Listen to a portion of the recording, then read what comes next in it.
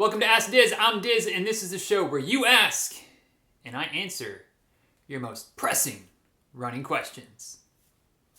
Let's do this.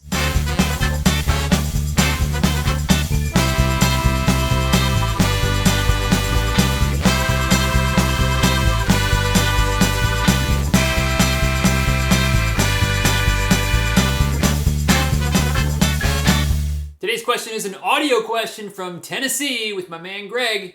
So Greg, take it away. My main goal race is a marathon in December. I've scheduled several shorter races leading up to that time. How many races do you think may be too many?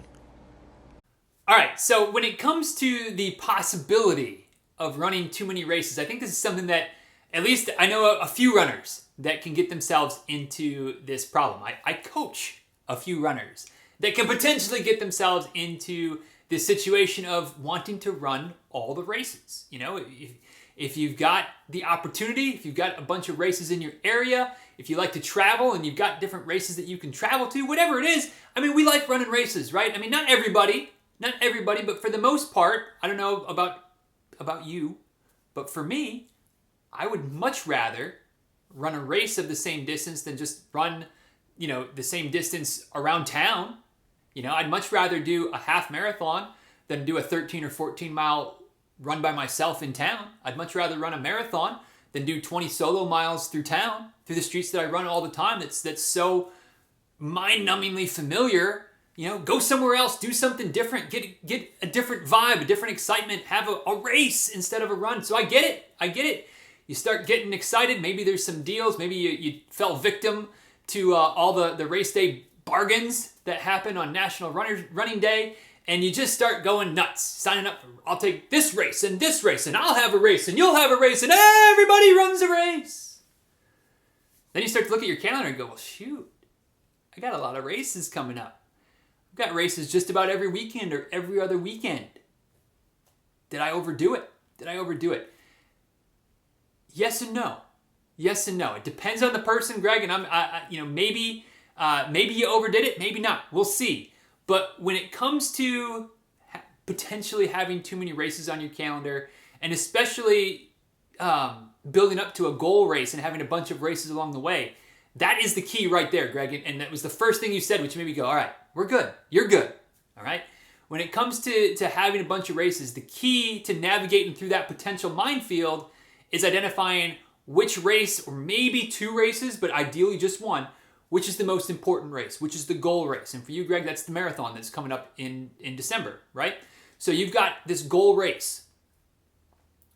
You've got these other races that are leading up to the race, but that one race is the goal. That one race is the one that is most important to you.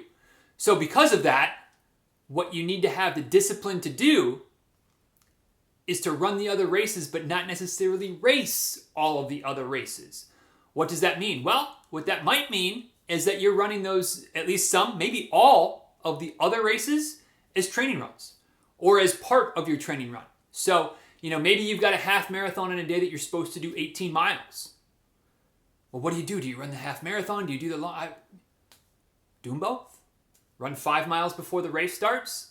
Try to finish, 5 or 10 minutes before the race starts so that you don't have too much time to cool down. Grab a sip of water, pin your race bib on, and then go out and run the 13.1 to get you to 18 miles for the day or 18.1 miles for the day. But just run it as part of your long run. Don't try to PR it. Don't try to hammer it. Just keep the same type of easy pace that you were doing for the first 5 miles that you would have done if you were just doing 18 miles by yourself on your long run. Only you're running it in a race. You don't have to worry as much about carrying nutrition with you because you got a race. You don't have to worry as much about carrying fluids with you because it's supported at the race. You don't have to worry about traffic because the course is closed.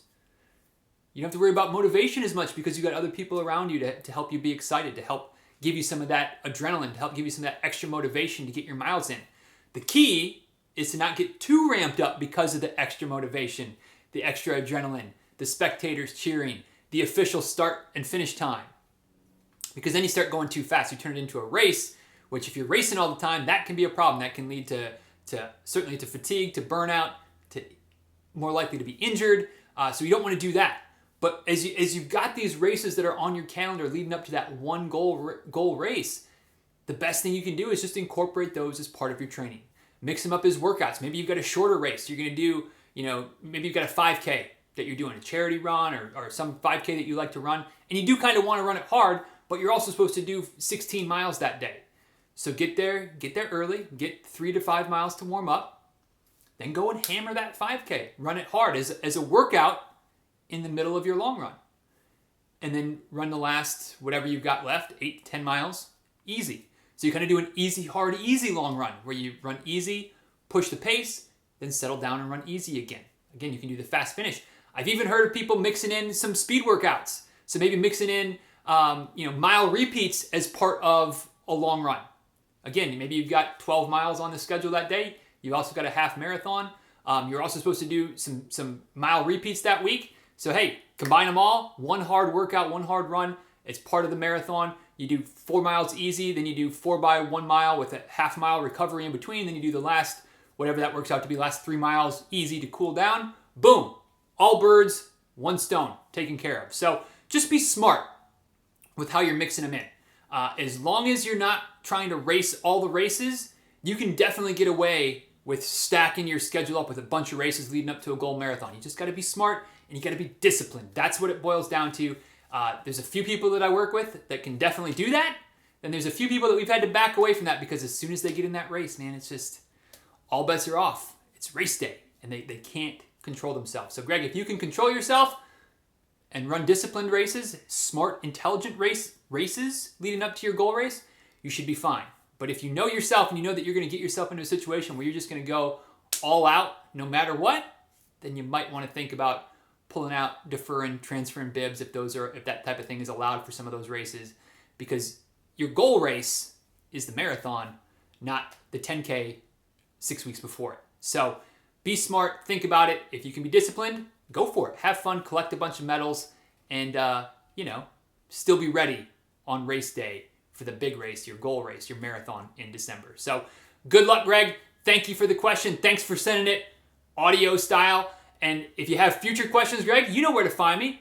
Everybody else, if you don't know, now you know. Ask Diz at dizruns.com is the place to send your questions. You can send them via email, just as a written out, typed out email. You can also go the extra mile, send it as a voice memo. So take out your phone, record a voice message, send that file to me, and I'll play it on the show, which gives you a break from hearing this mouth yap for whatever, 30 seconds, 40 seconds, something like that. Gives you a little bit of a break to hear your own voice or hear the voices of other folks that listen to the show or watch this show as well. So, Greg, hope that helps. Hope that answers your question. Too many races can be a bad thing. It can also be something that works out in your favor. Just depends on you and your personality. So that is it for another episode of Ask Diz. Thank you for tuning in. If you haven't subscribed already, go ahead and click the button wherever it is, on your phone, on your computer, on your device. Click the subscribe button. I think there's also a bell or something that'll alert you when a new episode goes live. I don't know how this YouTube stuff works. I know I'm supposed to tell you to like, comment, subscribe, yada, yada, yada.